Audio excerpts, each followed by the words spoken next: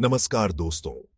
आज हम बात करेंगे एक ऐसे विषय की जो जिंदगी के लिए सबसे जरूरी है, रक्त यानी खून। यह लाल रंग का लिक्विड हमारे शरीर में बहता है, हमें अलाइव रखने में बहुत बड़ा रोल निभाता है। रक्त हमारे शरीर का एक इंपॉर्टेंट हिस्सा है। यह हमारे शरीर के हर एक हिस्से तक पहुंचता है। रक्त न्यूट्रिएंट्स, ऑक्सीजन और दूसरे जरूरी चीजों को ट्रांसपोर्ट करता है। यह वेस्ट प्रोडक्ट्स को भी बाहर निकालता है। बिना रक्त के हम अलाइव नहीं रह सकते। रक्त कई अलग अलग चीजों से मिलकर बना होता है। हर एक चीज का एक खास काम होता है। ज्यादातर रक्त में प्लाज्मा, लाल रक्त कोशिकाएं, श्वेत रक्त कोशिकाएं और प्लेटलेट्स होते हैं। प्लाज्मा रक्त का लिक्विड हिस्सा है। यह पानी, प्रोटीन और दूसरी चीजों से बना होता है। लाल रक्त कोशिकाएं ऑक्सीजन को ट्रांसपोर्ट करती हैं। श्वेत रक्त कोशिकाएं इन्फेक्शन से लड़ती हैं। प्लेटलेट्स खून का थक्का जमाने में मदद करते हैं। प्लाज्मा रक्त का पीले रंग का लिक्विड पार्ट है जो बहुत महत्वपूर्ण है। यह रक्त का लगभग 55% हिस्सा होता है, जो काफी बड़ा हिस्सा है। प्लाज्मा ज्यादातर पानी से बना होता है, लगभग 90% पानी। इसमें प्रोटीन, ग्लूकोज, इलेक्ट्रोलाइट्स, हार्मोन और वेस्ट प्रोडक्ट्स भी होते हैं। प्लाज्मा का मेन काम न्यूट्रिएंट्स, हार्मोन और वेस्ट प्रोडक्ट्स को ट्रांसपोर्ट करना है। यह शरीर के टेम्परेचर को कंट्रोल करने में भी मदद करता है, जिससे हम स्वस्थ रहते हैं। लाल रक्त कोशिकाएं, जिन्हें एरिथ्रोसाइट्स भी कहा जाता है, रक्त में सबसे ज्यादा पाई जाने वाली कोशिकाएं हैं। ये छोटी, डिस्क के आकार की कोशिकाएं होती हैं जिनमें न्यूक्लियस नहीं होता है। यह यूनिक स्ट्रक्चर उन्हें ज्यादा से ज्यादा ऑक्सीजन ले जाने की परमिशन देती है। लाल रक्त कोशिकाएं फेफड़ों से ऑक्सीजन लेती हैं और शरीर के बाकी हिस्सों तक पहुंचाती हैं। वे कार्बन डाइऑक्साइड को टिश्यूज से फेफड़ों तक वापस ले जाते हैं। Haemoglobin, the breath of life within. लाल रक्त कोशिकाओं के अंदर एक प्रोटीन होता है जिसे हीमोग्लोबिन कहा जाता है। हीमोग्लोबिन ऑक्सीजन से जुड़ जाता है और इसे फेफड़ों से शरीर के बाकी हिस्सों तक पहुंचाता है। हीमोग्लोबिन में आयरन होता है जो इसे लाल रंग देता है। हीमोग्लोबिन की ऑक्सीजन ले जाने की क्षमता हमारे अलाइव रहने के लिए बहुत जरूरी है। White blood cells, guardians of the immune system. श्वेत रक्त कोशिकाएं, जिन्हें ल्यूकोसाइट्स भी कहा जाता है, इम्यून सिस्टम के इंपॉर्टेंट खिलाड़ी हैं। वे बैक्टीरिया, वायरस और दूसरे हार्मफुल चीजों से लड़कर इन्फेक्शन से हमारी रक्षा करते हैं। श्वेत रक्त कोशिकाओं के कई अलग अलग प्रकार होते हैं। हर एक की अपनी यूनिक रोल होती है। कुछ श्वेत रक्त कोशिकाएं हार्मफुल सेल्स को निगल जाती हैं, जबकि दूसरी एंटीबॉडीज बनाती हैं जो स्पेसिफिक पैथोजेंस को टारगेट करते हैं। The tiny clot commanders. Platelets, the tiny clot commanders. These tiny yet mighty components of our blood play a crucial role in maintaining our body's integrity. Platelets, जिन्हें thrombocytes भी कहा जाता है, रक्त में छोटे अनियमित आकार के टुकड़े होते हैं। ये छोटे टुकड़े हमारे रक्त में तैरते रहते हैं, हमेशा सतर्क और तैयार रहते हैं। प्लेटलेट्स खून का थक्का बनाने में इंपॉर्टेंट भूमिका निभाते हैं। यह प्रोसेस चोट लगने पर ब्लीडिंग को रोकने में मदद करता है। जब भी हमारे शरीर में कहीं चोट लगती है, प्लेटलेट्स तुरंत सक्रिय हो जाते हैं। जब कोई रक्त वाहिका खराब हो जाती है, तो प्लेटलेट्स खराब जगह पर इकट्ठा हो जाते हैं और एक प्लग बनाने के लिए एक साथ चिपक जाते हैं।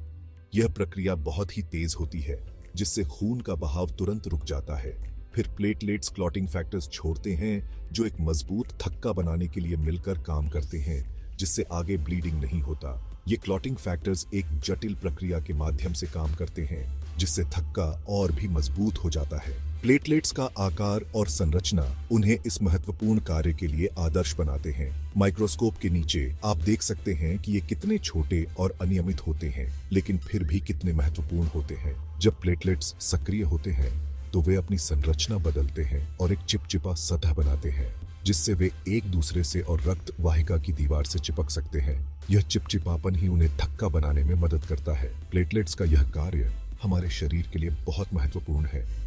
बिना प्लेटलेट्स के छोटी से छोटी चोट भी गंभीर रक्तस्राव का कारण बन सकती है। इसलिए ये छोटे क्लॉट कमांडर्स हमारे जीवन के लिए अनिवार्य हैं। प्लेटलेट्स न केवल चोट के समय, बल्कि सामान्य समय में भी हमारे रक्त प्रवाह को स्वस्थ बनाए रखने में मदद करते हैं। वे रक्त वाहिकाओं की दीवारों की निगरानी करते हैं और किसी भी क्षति का तुरंत जवाब देते हैं। प्लेटलेट्स का जीवन काल लगभग 7 से 10 दिन होता है। इस समय के दौरान वे लगातार हमारे शरीर की रक्षा में लगे रहते हैं। नए प्लेटलेट्स लगातार हमारे अस्थि मज्जा में बनते रहते हैं ताकि हमारे शरीर में हमेशा पर्याप्त प्लेटलेट्स मौजूद रहे। चिकित्सा अनुसंधान में भी प्लेटलेट्स का महत्वपूर्ण स्थान है। वैज्ञानिक प्लेटलेट्स के कार्य और उनके विभिन्न पहलुओं का अध्ययन कर रहे हैं ताकि रक्तस्राव और थक्के से संबंधित बीमारियों का बेहतर इलाज किया जा सके। रक्तदान के समय भी प्लेटलेट्स का महत्व होता है। प्लेटलेट्स दान से कई मरीजों की जान बचाई जा सकती है, खासकर उन लोगों की जो कैंसर या अन्य गंभीर बीमारियों से जूझ रहे हैं। इस प्रकार प्लेटलेट्स हमारे शरीर के छोटे लेकिन महत्वपूर्ण रक्षक हैं। वे न केवल हमें चोट के समय बचाते हैं बल्कि हमारे सामान्य स्वास्थ्य को बनाए रखने में भी महत्वपूर्ण भूमिका निभाते हैं। इसलिए इन्हें सही मायने में द टाइनी क्लॉट कमांडर्स कहा जा सकता है। Blood transfusions sharing the gift of life. रक्तदान एक ऐसी प्रोसेस है जिसमें एक व्यक्ति दाता से दूसरे व्यक्ति प्राप्तकर्ता को रक्त या रक्त प्रोडक्ट्स को ट्रांसफर किया जाता है। रक्त आदान जिंदगी बचा सकते हैं, खासकर ज्यादा खून बहने पर, कुछ बीमारियों या सर्जरी के केसेस में। सफल रक्त आदान के लिए रक्त के प्रकार और क्रॉस मैचिंग का पता लगाना जरूरी है। Blood disorders. Understanding the complexities of blood disorders is crucial for both medical professionals and patients alike. These disorders can have a profound impact on an individual's health and quality of life. When the river runs dry. Just as a river running dry can devastate an ecosystem, blood disorders can severely disrupt the body's internal systems. रक्त विकार तब होते हैं जब रक्त के components के साथ problems होती है। Blood disorders occur when there are issues with the components of blood, such as red blood cells, white blood cells, platelets, or plasma.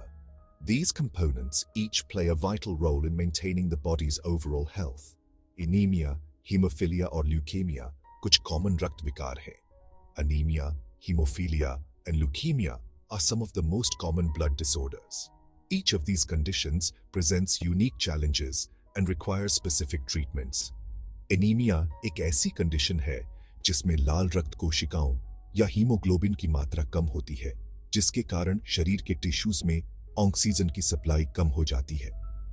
Anemia is a condition characterized by a deficiency in red blood cells or hemoglobin, leading to reduced oxygen supply to the body's tissues.